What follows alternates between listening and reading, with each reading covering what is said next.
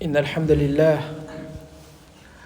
نحمده ونستعينه ونستغفره ونتوب إليه ونعوذ بالله تعالى من شرور أنفسنا ومن سيئات أعمالنا من يهد الله فلا مضل له ومن يضلل فلا هادي له وأشهد أن لا إله إلا الله وحده لا شريك له وأشهد أن محمدًا عبده ورسوله يا أيها الذين آمنوا اتقوا الله حق تقاته ولا تموتن إلا وأنتم مسلمون يا أيها الناس اتقوا ربكم الذي خلقكم من نفس واحدة وخلق منها زوجها وبث منهما رجالا كثيرا ونساء واتقوا الله الذي تساءلون به والأرحام إن الله كان عليكم رقيبا يا أيها الذين آمنوا اتقوا الله وقولوا قولا سديدا يصلح لكم أعمالكم ويغفر لكم ذنوبكم ومن يطع الله ورسوله فقد فاز فوزا عظيما أما بعد فإن أصدق الحديث كتاب الله وخير الهدي هدي محمد صلى الله عليه وسلم وشر الأمور محدثاتها وكل محدثة بدعة وكل بدعة ضلالة. Frères et sœurs, la semaine dernière, nous avons abordé la question du dhikr. Et je disais que le dhikr, c'est l'adoration la plus simple et en même temps la plus efficace. Et c'est le point de départ de toute forme de spiritualité. Et que, subhanallah, on n'avait aucune excuse en vérité pour ne pas se rapprocher d'Allah Azza wa Jal. Ou la personne qui est un petit peu perdue et qui se dit mais par où je dois commencer ou pourquoi ma foi elle augmente ou elle baisse, eh bien il faut qu'elle se pose la question de savoir quel est son rapport avec le dhikr. Et subhanallah, l'une des raisons ou l'un des secrets pour lesquels certaines personnes elles pratiquent le dhikr, mais elles n'en ressentent pas l'effet, c'est que tout simplement le dhikr il se limite à leur langue.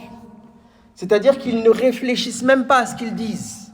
C'est pas quelque chose qui vient du cœur. C'est pas quelque chose qui se fait dans un état, j'ai envie de dire, méditatif. Donc ça, c'est un dhikr qui, certes, est récompensé, mais c'est un dhikr qui n'aura pas d'impact sur notre comportement. Et le deuxième niveau de dhikr, c'est le dhikr seulement avec le cœur. Il y a des gens, ils pratiquent le dhikr, mais la langue ne suit pas. Ils ne prononcent pas les choses qu'ils ont dans le cœur. Et subhanallah, des fois on voit certains frères, en prière même, on fait la prière qu'on appelle la prière sirriya. Donc les prières de la journée, comme vous le savez, ce ne sont pas des prières jahriya, ce ne sont pas des prières qu'on dit à voix haute. Ce sont des prières qu'on dit à voix basse. Mais à voix basse, ça ne veut pas dire qu'on a la bouche fermée et que c'est seulement le cœur qui parle. Non.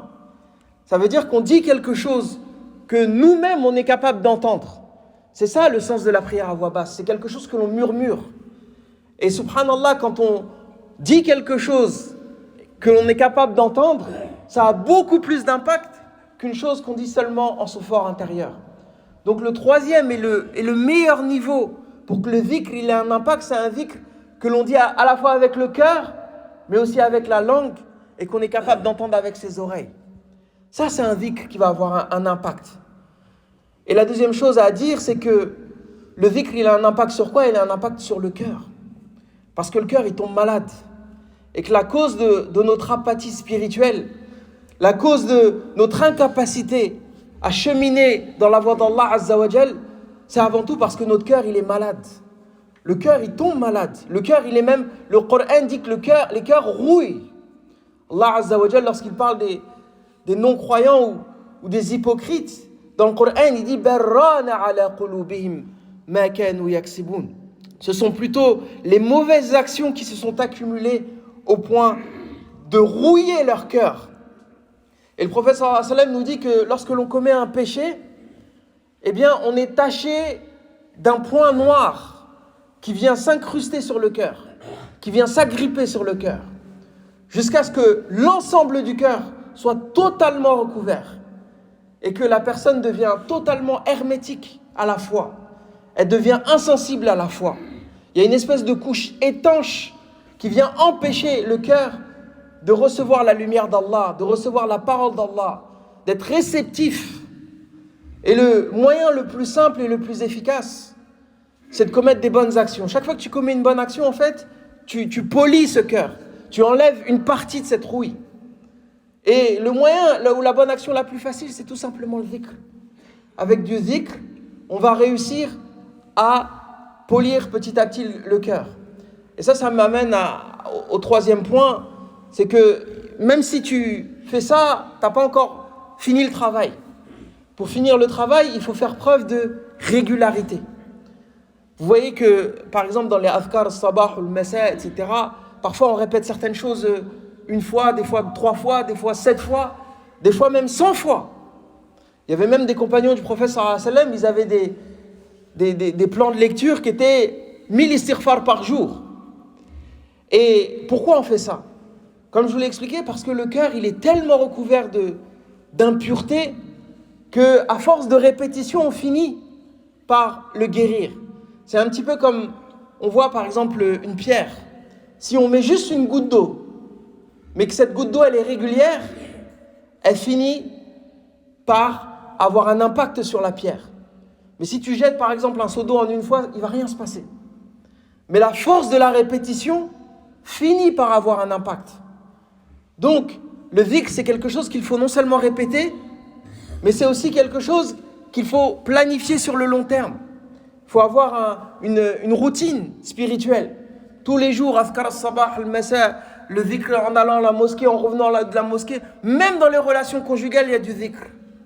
Et c'est ces gens-là qu'Allah Azza wa Jal mentionne dans Surat Al-Imran. Des gens qui sont tout le temps en train de faire du dhikr, qui soient debout, couchés, assis sur les côtés.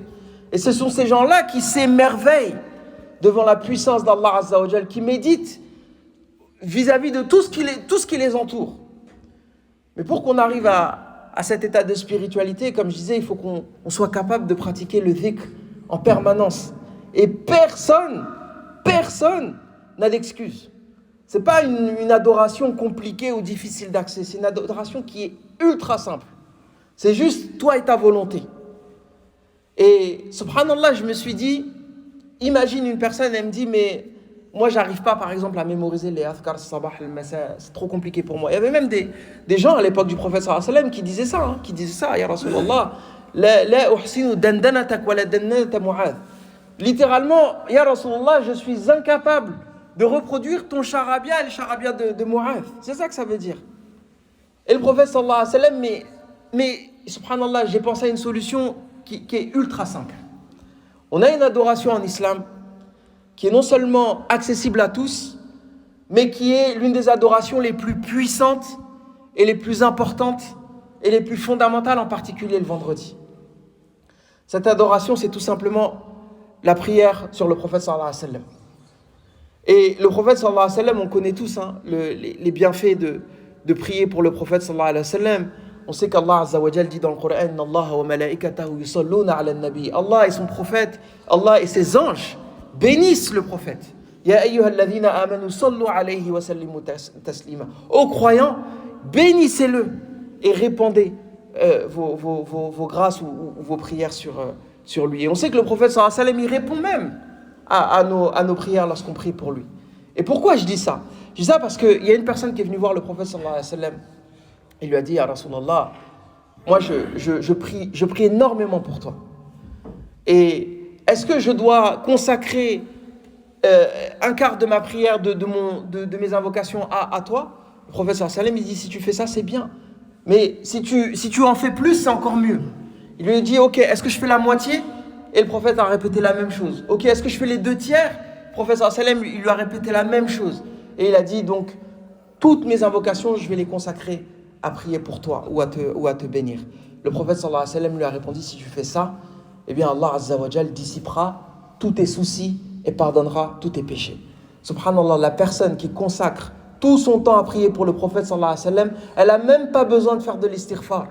Allah Azza wa Jal, non seulement il va dissiper tous ses soucis, résoudre ses problèmes, mais en plus il va lui pardonner tous ses péchés. Et subhanallah, il y a aussi une corrélation que je trouve vraiment intéressante par rapport à ça, c'est-à-dire la prière du prophète sallallahu alayhi wa sallam et le fait de revenir dans le droit chemin et le fait d'être guidé par Allah Azza wa Jal. C'est tout simplement le fait que Rasulullah sallallahu alayhi wa sallam, et ça c'est quelque chose qui peut-être nous échappe quand on récite le Coran sans vraiment le méditer, Rasulullah sallallahu alayhi wa sallam a été qualifié de lumière dans le Coran.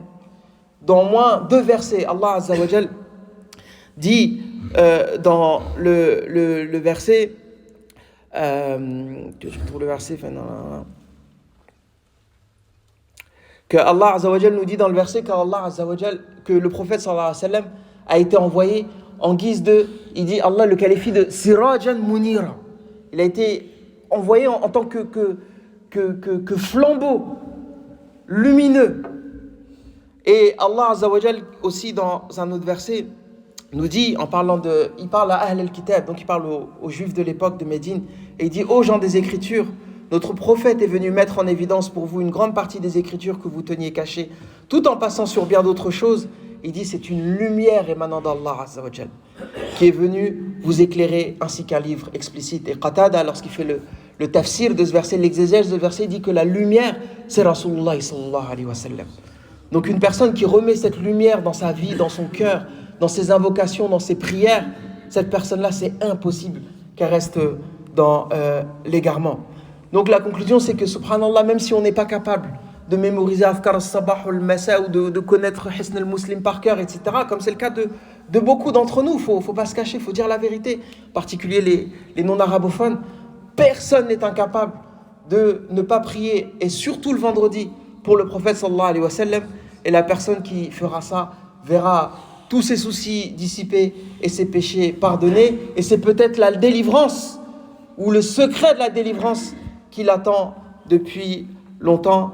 أسأل الله عز وجل أن يفرج هم المهمومين وينفس كرب المكروبين ويقضي الدين عن المدينين وأن يشفي مرضانا ومرضى المسلمين. إحدى الأخوات طلب منا الدعاء لأنها مريضة. أذهب البأس رب الناس اشفي أنت الشافي لا شفاء إلا شفاءك شفاء لا يغادر سقما. أذهب البأس رب الناس اشفي أنت الشافي لا شفاء إلا شفاءك شفاء لا يغادر سقما. أذهب البأس رب الناس اشفي أنت الشافي شفاء لا يغادر سقما. اللهم اهدنا فيمن هديت وعافنا فيمن عافيت وتولنا فيمن توليت وقنا شر ما قضيت إنك تقضي ولا يقضى عليك إنه لا يعز من عديت ولا يذل من واليت تباركت ربنا وتعاليت. اللهم اهدنا واهد بنا واجعلنا سببا لمن اهتدى. اللهم اهدنا لحسن الأخلاق لا يهدي لحسنها إلا أنت وقنا سيئها لا يقي سيئها إلا أنت. اللهم إنا نسألك حبك وحب من يحبك وحب عمل يقربنا إليك. اللهم آت نفوسنا تقواها وزكيها أنت خير من زكاها أنت وليها ومولاها. اللهم أرنا الحق حقا وارزقنا اتباعه وأرنا الباطل باطلا وارزقنا اجتنابه. اللهم أرنا الحق حقا وارزقنا اتباعه وأرنا الباطل باطلا وارزقنا اجتنابه. اللهم انصر أهل غزة. اللهم انصر أهل غزة. اللهم انصر أهل غزة. اللهم عليك بأعدائهم. اللهم عليك بأعدائهم. اللهم عليك بأعدائهم وأعداء الدين. اللهم صل على محمد وعلى آل محمد كما صليت على إبراهيم وعلى آل إبراهيم إنك حميد مجيد وبارك على محمد وعلى آل محمد كما باركت على إبراهيم وعلى آل إبراهيم إنك حميد مجيد. سبحانك اللهم بحمدك أشهد أن لا إله إلا أنت أستغفرك وأتوب إليك وأقم الصلاة.